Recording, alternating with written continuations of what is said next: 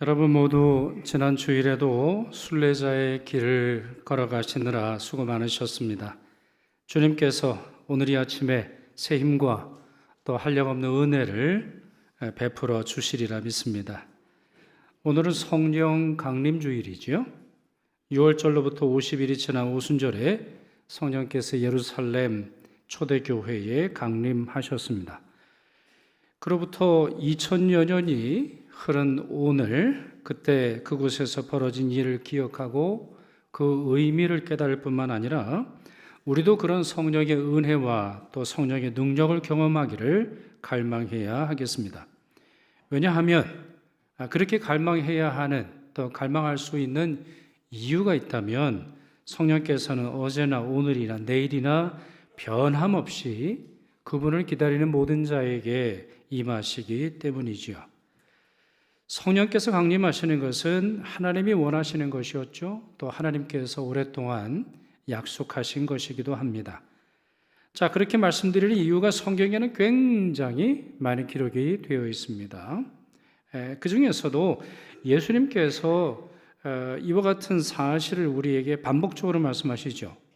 자, 사도행전 1장 4절에서 5절 말씀 보시죠. 사도와 함께 모이사 그들에게 분부하여 이르시되, 자, 이때가 어느 때냐? 예수께서 이제 승천하시기 직전입니다. 이제 예수께서 돌아가신 후에 40일간 이 땅에 머무시면서 하나님 나라에 대한 일을 말씀하시며 승천하시게 되는데, 승천하시기 전에 그들에게 단단히 분부하고 당부하시면서 이르시되, 예루살렘을 떠나지 말고 내게서 들은 바 아버지께서 약속하신 것을 기다리라. 내게서 들은 바, 그러니 이미 수차례 말씀하셨다라는 것이고, 그 말씀의 내용은 뭐죠? 아버지께서 약속하신 무언가를 기다려야 한다는 것입니다.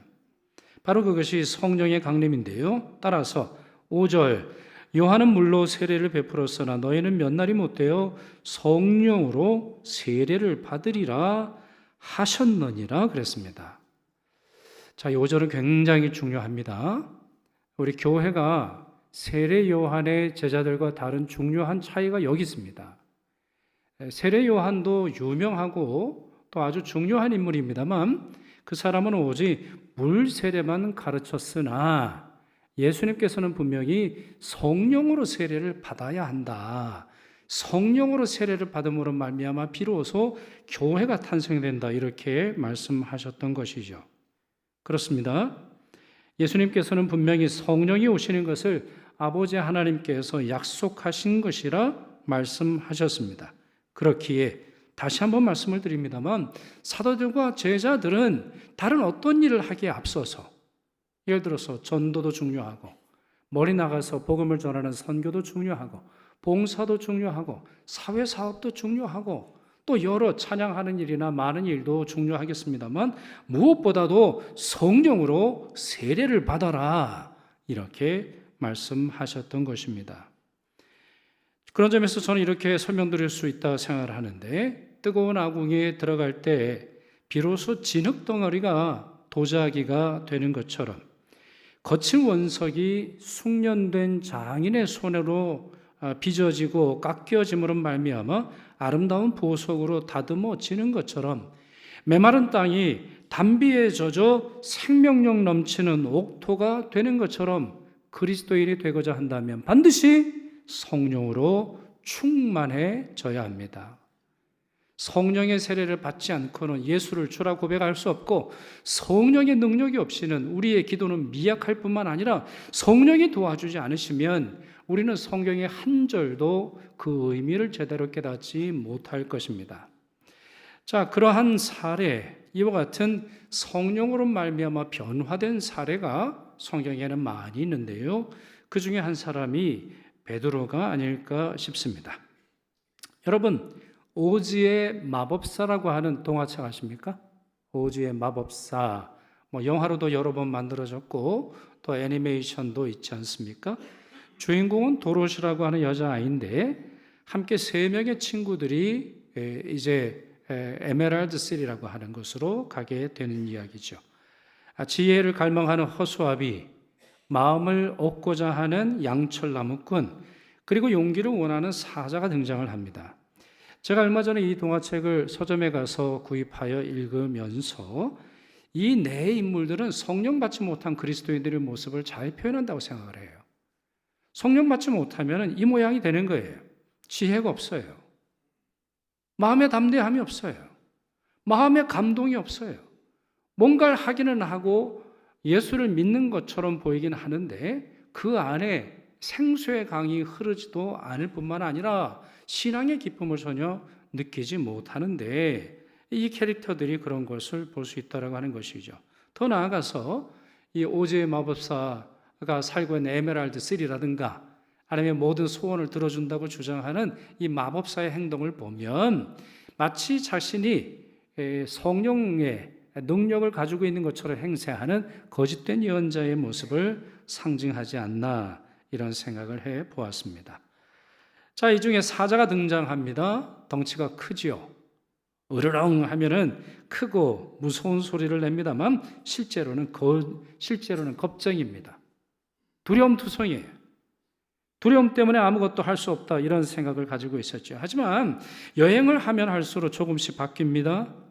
두려운 것은 마찬가지입니다만 두려움이 완전히 사라지는 것은 아닙니다만 어느 순간부터는 과감한 행동을 하기 시작합니다. 예를 들어서 잠자는 양귀비 밭을 지나갈 때 도로시를 구하려고 애를 씁니다. 날개 달린 원숭이에 맞서서 싸우기도 하죠. 이러한 모습, 이러한 변화를 베드로에게서도 발견할 수 있다고 하는 겁니다. 어떤 일들이 겁쟁이 사자 안에 있던 용기가 작동하도록 만들었던 것처럼 성령께서는 베드로가 가지고 있는 믿음이 불꽃이 타오르도록 하셨습니다. 베드로 안에 있는 소망이 능력 있게 바꾸셨습니다. 베드로가 가지고 있는 사랑의 불꽃이 활활 타오르도록 하셨던 것입니다. 즉 베드로가 위기의 순간에 성경 말씀을 기억해내고 바르게 해석할 뿐만 아니라 목숨을 걸고 복음을 전파하는 담대함을 보였을 뿐만 아니라 그의 기도로 말미암아 안전뱅이가 일어나고 금보다 은보다 소중한 예수 그리스도의 복음의 능력을 전할 수 있었던 이유는 딱 하나입니다. 성령으로 그가 충만해졌기 때문입니다. 그렇기에 그와 같은 모습을 보고 사람들이 깜짝 놀라지 않습니까? 사도행전 4장 13절, 14절 보시면 여기서의 그들은 유대 공의회 의원들을 말하는데 요즘식으로 말하면 국회의원들이 되겠죠. 베드로와 요한이 담대하게 말함을 보고 그들을 본래 학문 없는 범인으로 알았다가 무슨 말이에요? 공부 별로 안 한 평범한 사람인 줄 알았는데 이상히 여기며 비난할 말이 없는지라. 야, 대단합니다. 베드로와 요한이 그전에는 겁쟁이로 있었고 예수님의 십자가 앞에서 도망치기에 바빴었는데 성령이 임하시자 그들의 말 중에 흠잡을 말이 없어요. 그 말을 잡아가지고 이들을 비난할 만한 그런 이유를 찾지 못하게 되었다고 하는 것이죠. 이처럼 사람들이 놀랄 정도로 변화한 베드로의 모습을 사도행전은 기록하고 있습니다. 그렇습니다. 성령님은 변화의 영이십니다. 성령님은 약한 것을 강함으로 바꿔주시고 악한 것을 선하도록 바꾸어 주십니다. 개인뿐입니까? 공동체를 바꾸시지요. 120명의 성도들이 성령으로 충만함으로 말미암아 그것에 바로 교회가 탄생하게 되었습니다. 자, 그렇다면 누가 이 성령으로 충만해져야 하겠습니까? 오늘 성령 강림 주일 예배를 드리는 여러분 중에서 아니면 여러분들의 마음속에 떠오르는 누가 성령으로 충만해져야 하겠습니까? 아직 술, 담배를 끊지 못하는 우리 남편입니까? 아니면은 사춘기에 들어서 뭐라고 말만 하면 그냥 화부터 내는 우리의 아이들입니까? 누구입니까? 여러분 자신입니다. 과연 여러분 성령의 사람입니까? 과연 여러분은 성령의 세례를 받으셨습니까? 성령으로 말미암아 여러분이 가지고 있는 모든 것이 변화하는 그러한 체질적 존재와 실존의 변화를 경험하셨습니까? 반드시 하시는 여러분이 되시기를 바랍니다. 자, 그렇다면 자, 이와 같은 것이 사실이라면 시야를 좀 넓혀보면 어떨까요? 달리 말해서 한 개인의 변화, 아니면 어떤 공동체의 변화가 성령으로 말미암는다면 도시의 변화, 국가의 변화, 문명의 변화, 인류의 운명의 변화가 성령께 달려있다. 이렇게 말할 수 있을까요? 성령의 능력을 너무 과장하는 것인가요? 성령의 능력을 너무 과대포장해서 설명하는 것인가요? 저는 그렇지 않다고 믿습니다.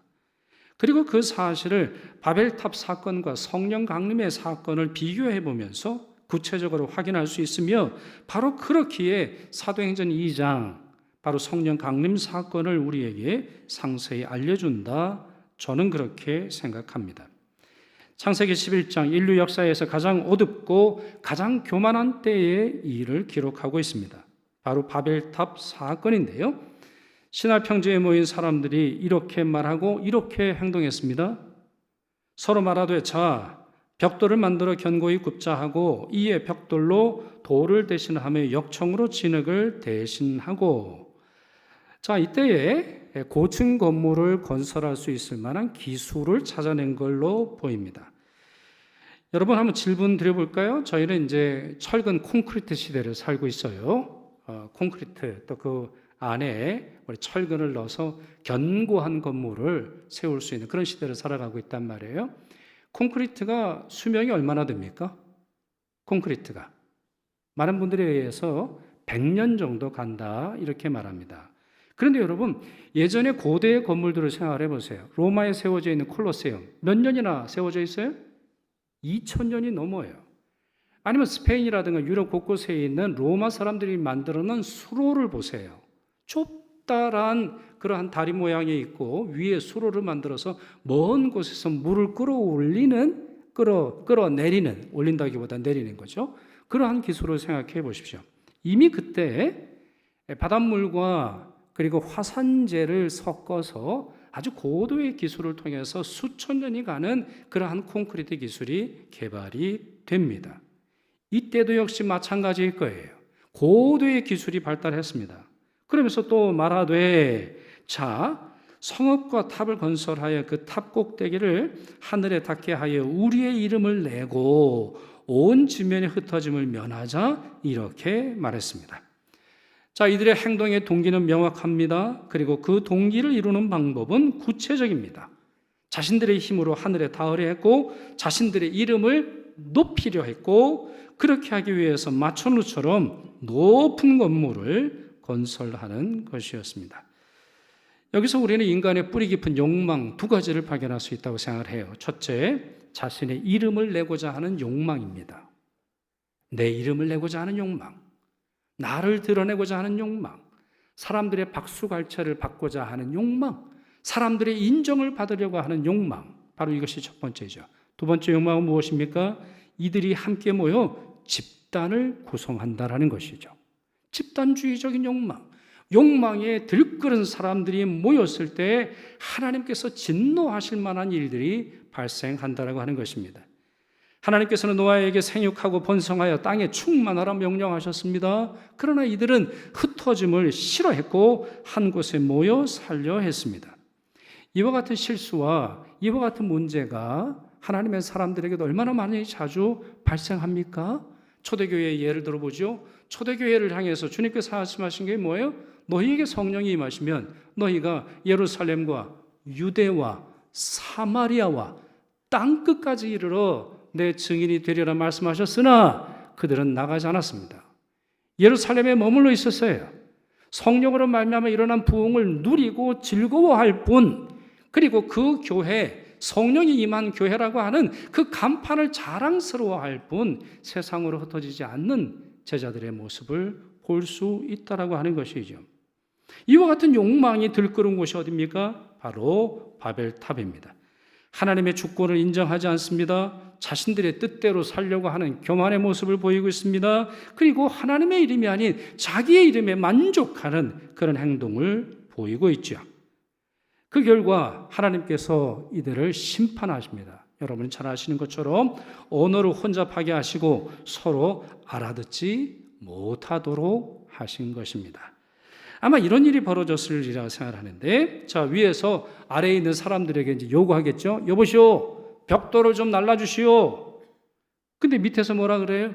나무를 달라고? 여보시오, 망치를 좀 줘. 칼을 달라고? 여보시오, 물을 좀 줘. 불을 달라고? 에이, 나 너 싫어. 나 너 사랑한다고? 이러한 말들을 하게 되는 것이죠. 그러니 무슨 공사가 되겠습니까? 사실 사람의 언어는 매우 취약합니다. 저도 해석학이나 철학이나 여러 언어학을 공부하면서 내려진 결과도 마찬가지고 많은 분들이 같은 경험을 합니다. 예를 들어 볼까요? 제가 처음으로 전도사로 나간 교회에 담임 목사님, 지금 이제 작고하셨습니다만, 이분이 이제 연세가 드신 상태에서 TV 광고를 보고 있는데 이영애 씨가 나온 거예요. 이영애, 김영애, 예쁜 여자가 이제 나와서 화장품 광고를 이제 하는 거죠. 그러면서 뭐라 그러냐면 산소 같은 여자, 그런 거예요. 그랬더니 목사님이 딸한테, 야, 저렇게 예쁜 여자한테 왜 산소 같은 여자라 그러냐? 이렇게 물었다라는 거예요. 그래서 딸이, 아빠 무슨 말이야? 산소 같은 여자가 맞는데 왜 그러는 거야? 이런 말을 했다고 해요. 자, 이 목사님이 생각한 산소는 뭐예요? 무덤이죠. 산소라고 하면 그 연령대는 산소 같은 여자 하면 무덤에 묻혀 있는 여자, 이게 떠오르게 되는 건데, 반면에 그 목사님의 딸은 지금 뉴저지에서 목회하는데, 그 딸은 뭘 생각하는 거예요? 이 산소를 생각하게 되는 겁니다. 김훈이라고 하는 작가가 있습니다. 아주 유명한 소설가 아닙니까? 이분이 쓴 단편 소설 중에 화장이라고 하는 소설이 있습니다. 여러분, 화장하면 뭐가 떠오르세요? 화장하면? 오늘 찬양대 화장을 오늘 잘하고 오셨습니다. 네. 화장하면 뭐가 떠올라요? 얼굴에 바르는 메이크업이 생각이 난다라고 하는 거죠. 그러나 또 다른 사람에게, 이 소설의 주인공, 제 기억에는 할머니였던 것 같은데, 그분에게는 화장이 뭐예요? 죽은 다음에 불로 그 시신을 태우는 화장을 떠올리게 된다는 거예요. 자, 그러나 이와 같은 것이 인간 언어의 보편적으로 드러나는 취약성, 또 약점이고 현상이라 해도 바벨탑의 모습은 우리의 문명과 관련되어 있는, 또 모든 문명과 관련되어 있는 아주 저급한 본성을 드러내고 있습니다. 사실 여러분, 우리가 살아가는 시대를 생각을 해보십시오. 인공지능, 아니면 빅데이터, 초고속 인터넷. 여러분 핸드폰 얼마짜리 들고 계십니까? 제가 대학생 때는 컴퓨터가 200만 원 정도였는데 거의 재벌집이나 200만 원짜리 컴퓨터를 들고 있었거든요.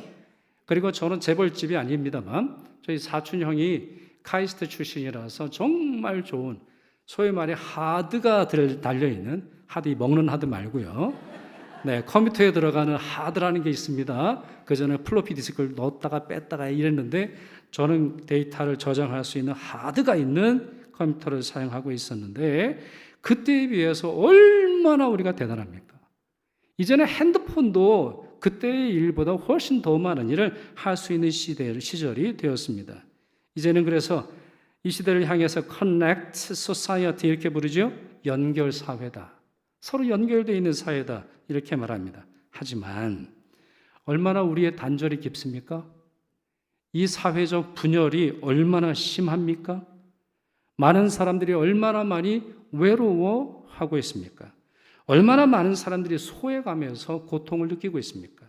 정치와 경제와 사회는 물론 심지어 교회 안에서도 서로 이해하지 못하고 비난하고 대립하는 모습들이 얼마나 많이 있습니까? 예전 같으면 하루 이틀이면 지나갈 일을 10년, 20년간 그 마음에 품으면서 자기 마음속에 있는 대립하는 마음을 실제로 실천에 옮기려고 하는 모습이 얼마나 많이 있느냐는 겁니다. 지금으로부터 딱 20년 전이죠. 2005년에 아주 굉장히 얇은 철학책 한 권이 출판이 되었습니다. 또 이 책이 출판되자마자 베스트셀러가 되었고 이 책이 출판된 이후에 이 주제와 관련해서 매우 많은 사람들이 인용하는 저명 있는 그러한 철학책이 있습니다. 제목은 On Bullshit라고 되어 있습니다. 원래 한글 번역본은 훨씬 더 비속어로 되어 있는데 제가 주일날 말씀드리기 위해서 제가 임의로 헛소리라고 하는 말로 바꾸었습니다. 이 책의 저자는 미국 철학학회의 회장을 역임했고 프린스턴 대학교 철학 교수였던 해리 프랭크펄트라고 하는 분입니다.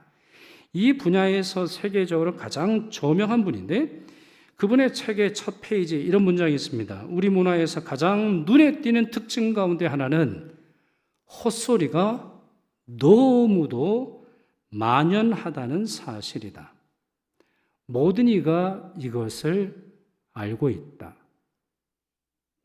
자, 이것이 21세기의 가장 저명한 철학자의 말입니다. 이 시대의 헛소리가 너무 많다는 거예요. 이 책의 내용 중에 보면 헛소리와 거짓말을 분류합니다. 거짓말은 진리를 알고 있으나 의도적으로 그 진리를 바꾼 걸 말하는 거고, 헛소리는 진리인지 거짓인지 상관없이 퍼뜨리는 말과 만들어낸 말이다. 이러한 내용이 있는데 헛소리가 거짓말보다 더 악하다라고 하는 설명이 있습니다. 그렇습니다. 바벨탑은 허물어졌지만 바벨탑에서 벌어지는 일은 지금도 계속되고 있습니다. 그런 점에서 바벨이라고 하는 말이 사라지지 않는 거예요. 여러분, 성경에서 가장 오랫동안 사용되는 지명 중에 하나가 바벨 아닙니까? 창세기 11장에 바벨탑이라고 하는 단어가 나오고 요한계시록에도 바벨론이라고 하는 이름이 나와요. 이미 다니엘 시대에 구약 시대에 끝나고 망하고 사라진 나라가 바벨론인데 그 단어만큼은 그 국가적인 특성, 그 오만한 사람들의 모습, 잔인하고 분열을 일으키고 사람들의 마음을 휘집어 놓는 바로 그 특성은 요한계시록까지 계속된다는 거예요. 그런 점에서 인간의 교만으로 인한 언어와 관계의 분열의 상징적 장소가 뭐예요? 그게 바로 바벨탑인 것입니다. 자, 그렇다면 그 반대의 모습은 우리가 어디서 찾아볼 수 있을까요? 바벨탑이라고 하는 것이 인간의 교만과 인간의 과학과 인간의 자긍심과 인간의 자기 자랑의 결집이고, 그로 말미암아 하나님께서 심판하셔서 분열하고 나뉘고 서로 등지고 이해하지 못하고 사랑하지 못하고 서로 저주하는 사회적인 특성을 가지고 있다면 그 반대의 모습, 겸손하며 하나님께서 하시는 일들을 인정하고 하나님 말씀에 순종할 뿐만 아니라 서로 화해하고 서로 대화하고 서로 일치하고 서로 다른 출신, 다른 언어, 다른 문화를 가지고 있다 할지라도 예수 그리스도의 십자가 안에서 하나가 된 그러한 공동체의 모습을 어디서 발견할 수 있냐는 거예요. 저는 그것이 사도행전 2장 오순절 마가의 다락방에 모인 제자들에게서 찾을 수 있다 생각합니다. 오순절 날이 되었습니다. 그러니까 예수님께서 십자가에 달려서 돌아가신 후 약 50일이 지난 때였고 예수께서 승천하신 후 그 날을 기준으로 하면 열흘이 지난 때인데 마가의 다락방에 모여있던 제자들에게 성령이 임하시자 그들은 즉각적으로 방언을 말하기를 시작을 했습니다. 그 장소에 120명이 모였는데 그들 모두 큰 소리로 방언을 말했는데 그 방언은 일상적인 언어가 아니었던 것이죠. 자, 이 방언이 놀라운 일이 벌어졌습니다. 저 유월절을 지키고자 예루살렘에 모여 있었던 세계 곳곳의 사람들이 그들의 방언을 알아들었다는 겁니다. 그들이 이렇게 말하죠. 사도행전 2장 8절입니다. 우리 각 사람이 태어난 곳 방언으로 듣게 되는 것이 어찌 됨이냐? 그러니까 이 교회에서의 방언이 사람들에게 들려졌을 때 그 사람들은 자기의 출신지 언어로 이걸 이해하게 됐다는 거예요. 러시아로, 프랑스로, 영국으로, 미국으로, 아니면 아르헨티나로, 아니면 체코로, 아프리카의 우간다로, 아니면 남아프리카 공화국어로 뭐 등등 자기가 태어난 언어로 그 말을 알아들었다는 겁니다. 원래는 몰라야 되는데, 게다가 단순히 듣고 이해한 정도가 아니라 이들이 하나님의 위대한 일을 듣게 되는 기적이 벌어졌습니다. 사도행전 2장 11절입니다. 우리가 다 우리의 각 언어로 하나님의 큰 일을 말함을 듣는도다. 자, 그 말의 내용도 굉장히 중요하죠. 하나님의 큰 일을 말함을 들었다. 그것도 우리의 언어로 영적인 소통이 일어났다는 것인데, 그러면 하나님의 큰 일이 뭡니까? 여러분, 하나님의 큰 일이 뭐예요? 성경 전체에서 말하는 하나님의 큰 일이 뭐예요? 예수 그리스도를 믿음으로 말미암아 구원 얻는다는 복음의 진리 아니에요? 그 진리를 그들의 언어로 들었다라는 겁니다. 누구도 통역해 주지 않았음에도 불구하고 그들이 하나님과 소통하고 있습니다. 하나님의 말씀이 들리기 시작을 하고 있습니다. 그들은 서로 흩어졌던 사람들이고 이 유월절 제사, 유월절 절기를 지키기 위해서 일시적으로 모여 있었는데 교회가 하는 말을 들음으로 말미암아 하나님과 연결되었다라고 하는 것입니다.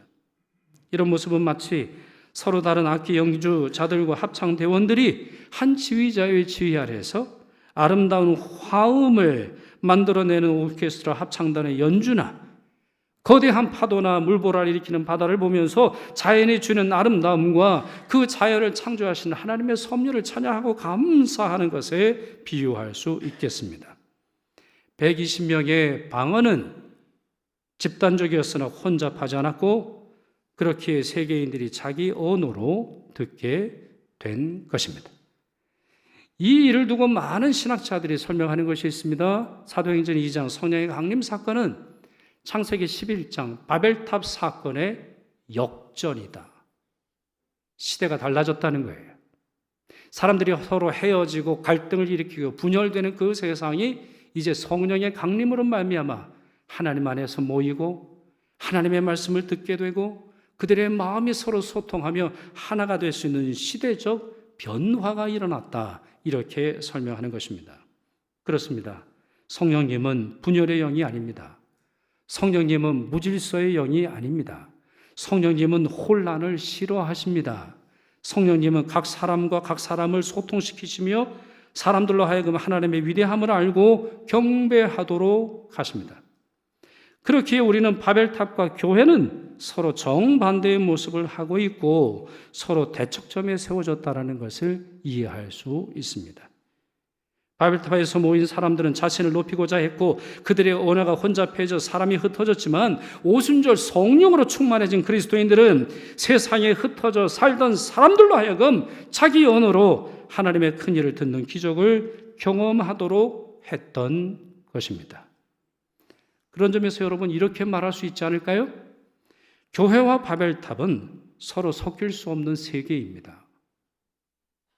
바벨탑과 교회는 서로 섞일 수가 없습니다.